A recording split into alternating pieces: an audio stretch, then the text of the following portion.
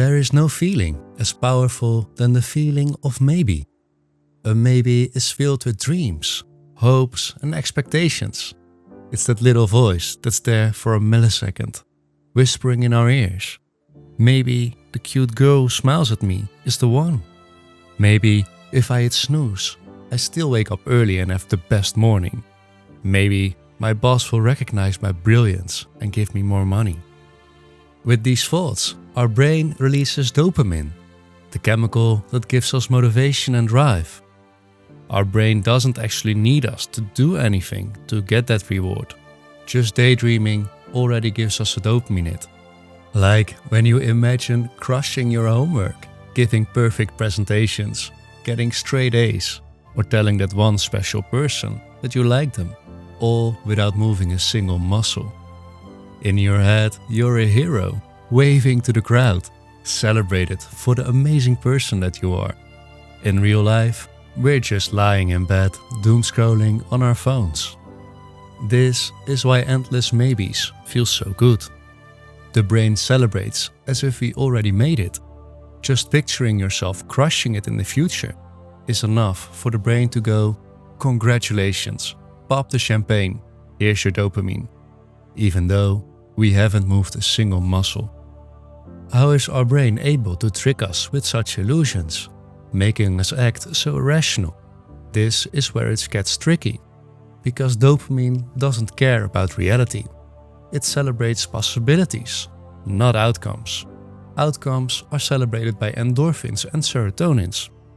It means our brain goes to a happy place from a dream just as much as from an actual achievement. It's why imagining running a marathon can feel almost as satisfying as actually training for one. The only difference is one burns calories, the other burns potato chips. Here is where it goes funny. Dopamine doesn't just give us motivation, it actively shapes perception. Research shows that dopamine alters how much attention we give to certain things, how relevant they feel, and even how vivid they appear. That means our brain is not a neutral camera. It is a filter, highlighting what matches our expectations and desires. The problem is, we base our decisions on this filtered reality. High dopamine makes opportunities look larger than they are, risks smaller than they should be.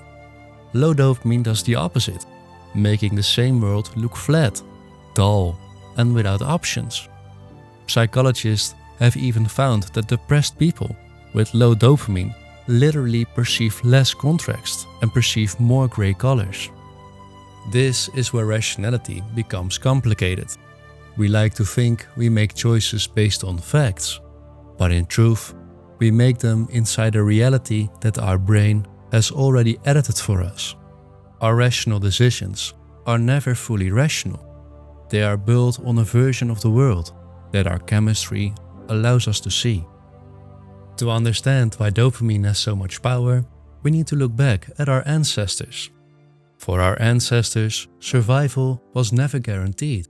Food, water, and safety were scarce. In that world, waiting until you had certainty would have been fatal. You couldn't know for sure if there was food behind the next hill, or safety in the next cave. There could be an angry bear or an easy sleepy bear. Life was really difficult. So, evolution built a system that rewards anticipation. The moment we thought there might be food or safety, dopamine gave us energy to keep searching. It didn't matter if the reward wasn't there yet. What mattered was that we didn't stop looking. That's why dopamine is such a strong motivator. We are always searching for fulfillment, for more, for a sense of satisfaction. It is the chemical that kept us alive. Without it, our ancestors might have sat down at the first failure, and the human story could have ended right there.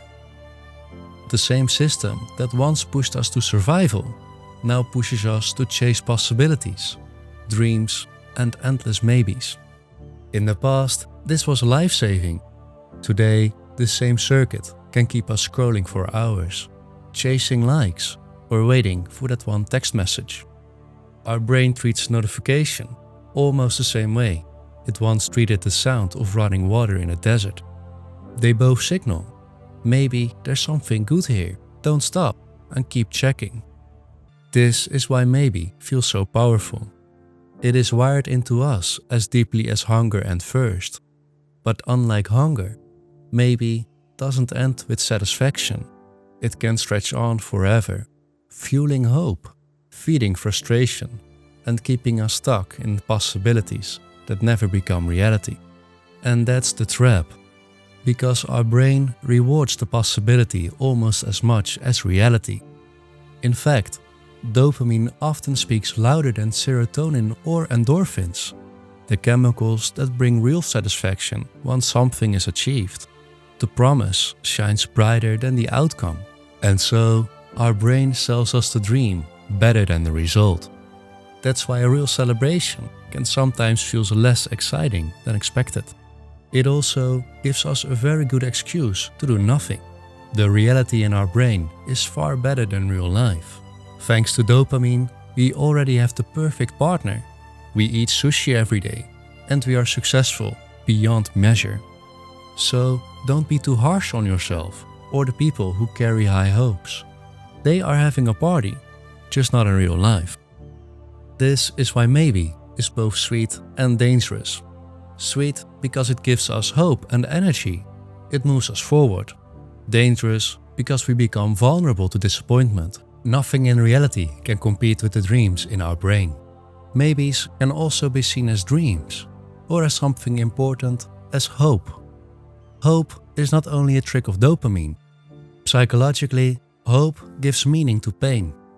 When suffering feels temporary, when there is a chance that something better may come, we can carry much more than we thought possible. Viktor Frankl, a psychiatrist and a survivor of the concentration camps during World War II, wrote that people need hope in order to endure. And that is still true today. We can tolerate struggle, sacrifice and even loss, as long as we believe there's something waiting beyond it. Hope turns pain into investment, a step towards something better. Without hope, pain feels pointless, and the mind will give up. And there's also a social component, because hopes and maybes don't always live inside one person. The moment we share it, it multiplies. And that's why hope connects us socially. Together we hope, and together we create motivation. Hope makes families hold during hardship and illness, carried by the maybe that a loved one will heal. Think of the fans of a club that almost always loses. Rationally, they know the odds, and yet every game they hope again, cause maybe this time they'll win. The hope of victory fills the stadium, and a lot of brains already throw a dopamine party before the first whistle is blown. The winning doesn't even have to come. The act of hoping already creates meaning, already makes people feel alive together. That's probably why Ferrari fans keep watching Formula 1. I can't explain it otherwise. It is the strange magic of hope. Even when reality disappoints, hope itself gives us a reason to keep going. And that's why maybe is so powerful. It is hope in its purest form, before reality has a chance to break it. Maybes give color to our existence. So don't be too hard on your maybes. Just remember, a maybe is only a dream until you choose to turn it into something real. Until then, it's just your brain throwing a party on its own.